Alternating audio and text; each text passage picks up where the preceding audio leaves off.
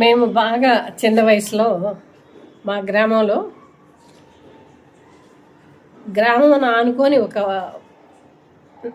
ఏరు ప్రవహిస్తుంది. ఆ ఏరు బాగా వరదలకు వచ్చినాయి అర్ధరాత్రి పూట.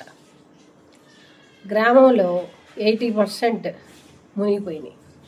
మా ఇళ్ళు మెరకనుంటాయి, మా ఇళ్ళు మాత్రం మునగలేదు. మిగతా ఇళ్ళన్నీ కూలిపోవటం, మునిగిపోవటం జరిగింది.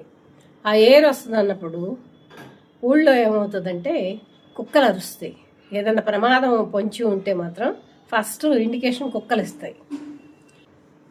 గేదెల్ని, ఆవుల్ని, పశువుల్ని మొత్తాన్ని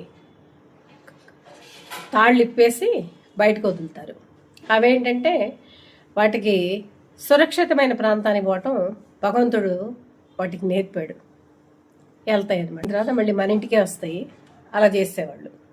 ఫస్ట్ వాటిని తాళ్ళు ఇప్పేవాళ్ళు, తర్వాత మనుషుల గురించి ఆలోచించేవాళ్ళు, ఫస్ట్ పశువుల గురించి ఆలోచించేవాళ్ళు. ఇప్పుడు మనం ఏంటి, మనము మన పిల్లలు, మన బంగారం, మన డబ్బులు, ఈ వ్యవహారం చూసుకునేవాళ్ళం. అప్పుడేమో పాడి పంట గురించి ఎక్కువ ఆలోచించేవాళ్ళు. పల్లె ప్రాంతంలో కుటుంబాలన్నీ మెరక ప్రాంతంలో ఉన్న ఇళ్లలోకి వచ్చి ఉన్నారు. అంత ఇదైపోయి మళ్ళీ ఇళ్ళు సరి చేసుకొని వెళ్ళేసరికి ఒక 5-6 రోజులు పట్టుద్ది కదా.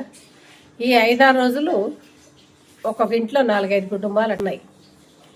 అప్పట్లో ఇప్పుడంత కూరగాయలు ఉండటం కానీ పండటం కానీ ఏమి ఉండే కాదు కదా. ఉన్నంతలో ఒకరోజు ఒరుగులతో పచ్చడి చేయటం, ఓరోజు పప్పు వండటం, ఓరోజు చారో పులుసో ఏది పెడితే అది. అంతమంది జనం పెద్ద పెద్ద కాగులు కొండేవాళ్ళు, తినేవాళ్ళు. తర్వాత మధ్యాహ్నం కానీ సాయంత్రం కానీ కందులు కానీ జొన్నలు కానీ గుగ్గిళ్ళు వండి తినేవాళ్ళు. అన్నిటినీ సర్దుకొని ఎంత చక్కగా అన్ని కుటుంబాలు కలిసి ఎంత బాగా ఉండేవి అంటే అంత బాగా ఉండేవి. ఇప్పుడు ఏదన్నా ప్రమాదం వచ్చినా సరే ఎవరి మంచం వాళ్ళకే, ఎవరి కంచం వాళ్ళకే, ఎవరి వ్యవహారం వాళ్ళే, ఎవరిది ఇది వాళ్ళే. ఆ కలిసి ఉండటం కానీ, ఆ బంధాలు, ఆ మైత్రి, ఆ సంబంధాలు ఇవన్నీ పోయాయి. ఆ రోజుల్లో అది నాకు బాగా గుర్తు. ఇప్పుడు మిడిల్ ఈస్ట్లో యుద్ధం, ఈ జనమంతా అల్లాడటం ఇవన్నీ చూస్తే నాకు ఆ వరదల సమయం గుర్తొచ్చింది. మాత్రం తిరిగి రావు.